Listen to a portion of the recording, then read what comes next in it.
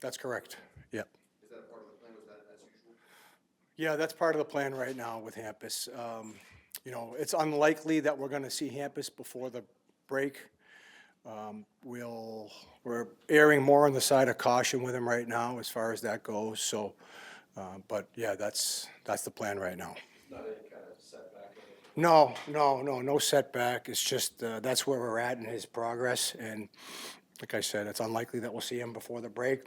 Get him ready for after the break, and just be a little bit more cautious at that point.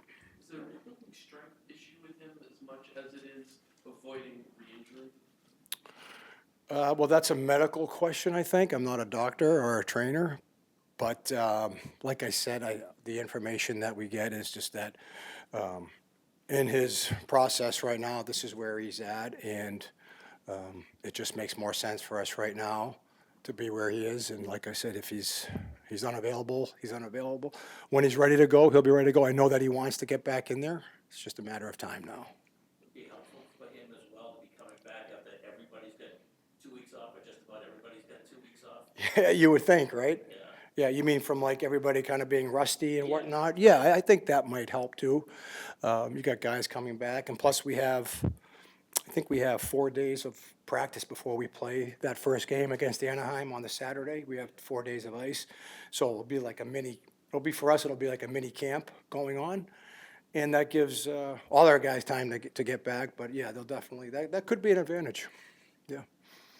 Elias, the last few games, you kind of had a focus, that line focused on playing the top lines. Is that helping him to kind of focus on a task and zero in on something he's got to do? I think it might be. It's certainly, I think, as a player, sometimes, when you have a purpose and you know what your role is that particular night, given certain assignments, it does help you focus in and dial in on what your priorities are that game. And he's definitely trending in the right direction, which is a good sign. And it could be part of it that it's the matchups that we're utilizing him and his two wingers against. And like I said, it gives him a sense of purpose there in that role, and something that usually when you're in that position, as a player, you want to embrace it. And so we'll see. I mean, things change obviously on a game-to-game basis, but I do think it has helped. I do. Could Castellic play this? Castellic is available tomorrow. So I haven't finalized any of our lines or anything just yet. We're going to talk more about that. He's available tomorrow, though. Tomorrow. Callahan had a match today. Can you tell us what happened to him, and is he available? Yeah, well, he took the puck in the mouth last game off a deflection of one of the Rangers' stick. Had some dental work done, and he's skating with the college bubble today, back at Providence College. But as far as I know, and I'll talk to our medical staff after, I don't think there's any issues with him being available tomorrow too. What's the message regarding your consistency at this point, kind of building on the Rangers game, kind of creating a string here where you guys can kind of go off? Yeah, that's the question, right? For our guys, it's can we build off of what we did last game, continue to move forward in the right direction? I think with our group, the thing that we focus on is what we did well last game and how we can build off of that. And there was things in the game that we really liked, and those are the things that we want to build on. I think there was certain areas, our power play was better last game. I thought our game management was good for the most part. We take it too many men, but overall, I liked our line changes. I thought we were disciplined as far as how we played within our structure.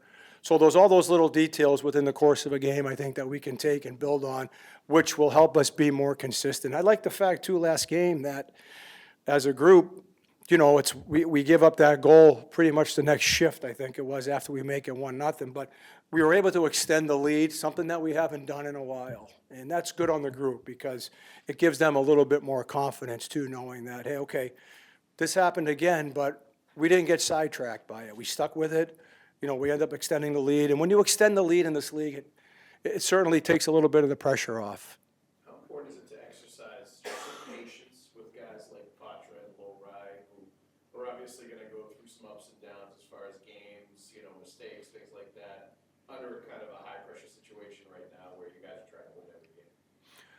It's important. I mean, they're part of our group right now. They're in our lineup.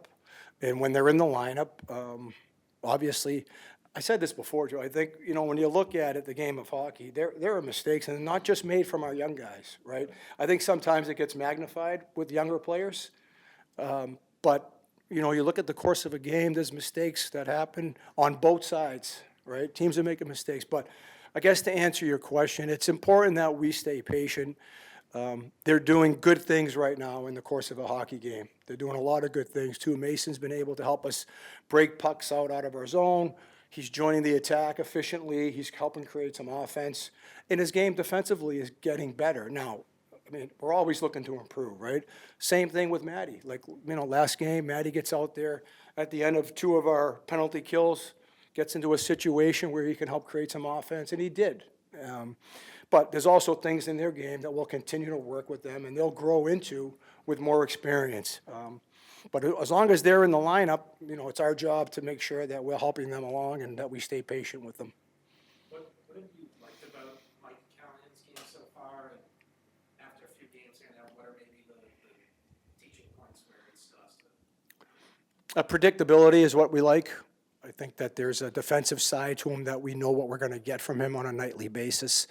As far as where he can improve, I think that, he's got to execute under pressure. It's hard in this league when you get called up to execute under pressure against teams that are coming at you in waves, especially good players with good sticks. So just the ability to handle the pressure coming out of our D zone is very important for him. Making good plays, the simple play, the right play. And I think we've seen that with him. That goes back to the predictability factor that we've gotten from him, and just a guy that can defend. In that role, we need someone who can defend.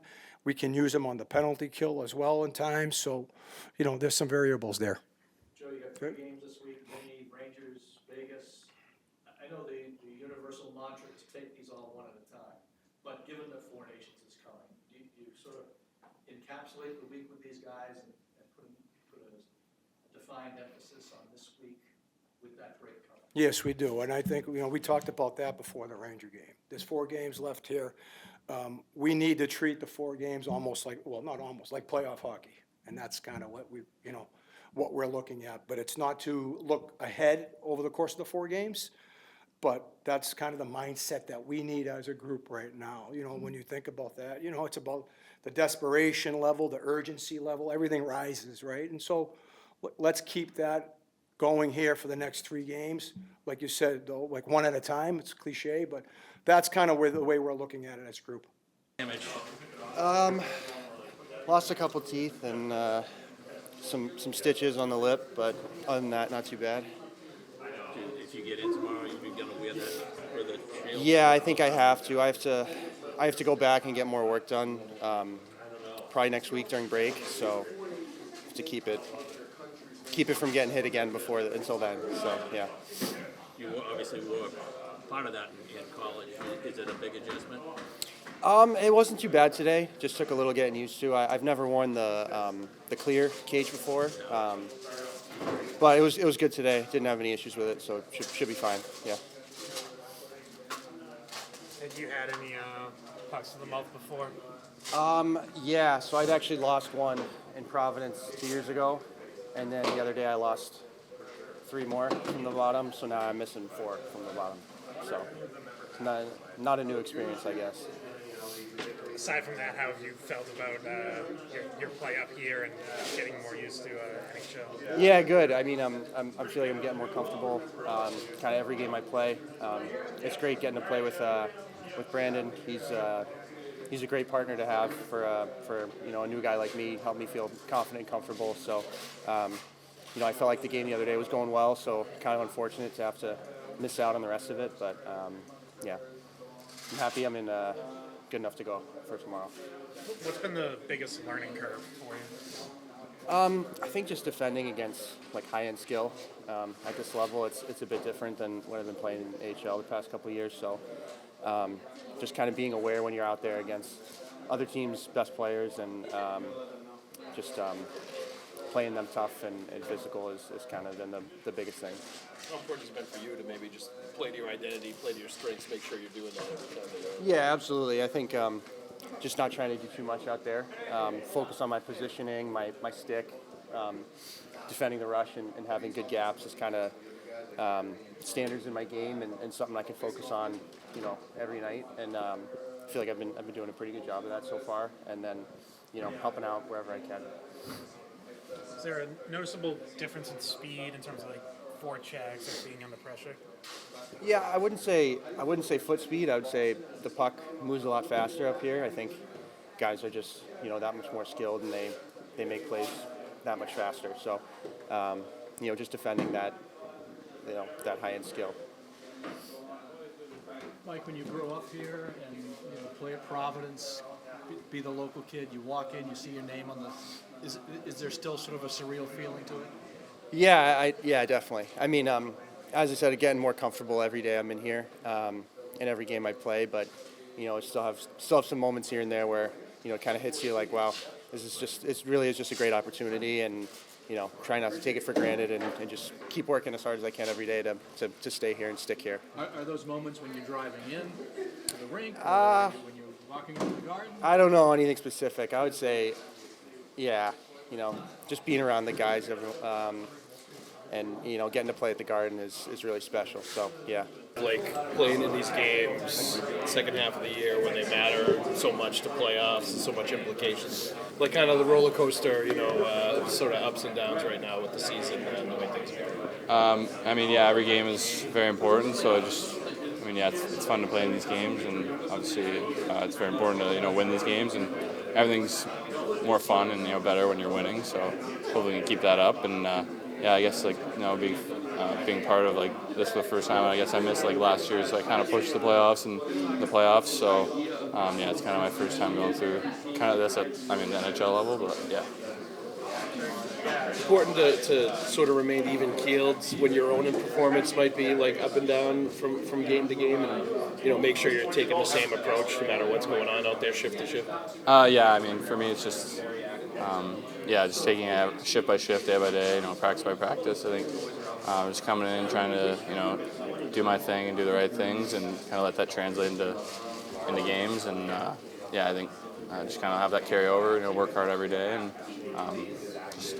obviously you're not going to feel your best every single day, but you don't want to, if you have your A game, I guess you want to be able to at least bring a nice B game, not just be liability. So, yeah. Is that something you're kind of learning now, and with the games being so important, and while you're learning on the job with the pressure being there for the games? I think it's obviously there's a lot of games in a few days, so you're not always going to feel amazing. So it's just about kind of balancing that and just finding a way. So yeah. Nice confidence booster, having a couple of plays where Pasta puts in the back of the net on Saturday. Yeah, especially the second one, I just kind of laid it out for him, and it was pretty high in the zone, but obviously you see his shot, it's crazy. So it's nice to make something happen, and Have you felt pretty good overall just about your game since you came back, and being able to get chances, set guys up, maybe kind of show what you can do and keep the offensive confidence up the whole time? It's definitely hard to. It's really hard. Compare. What I'm trying to say is when I was down, you get more opportunities to make plays. I feel like, and you get more chances. So when you're here, it's sometimes they're hard to come by, on a game by game basis. So I think just trying to take advantage of seams and stuff when they're there, because they don't happen to come around too often. So just trying to take advantage of and put the puck in the net and stuff like that. So it's hard to create offense at this level, obviously, because guys are such good players. So yeah.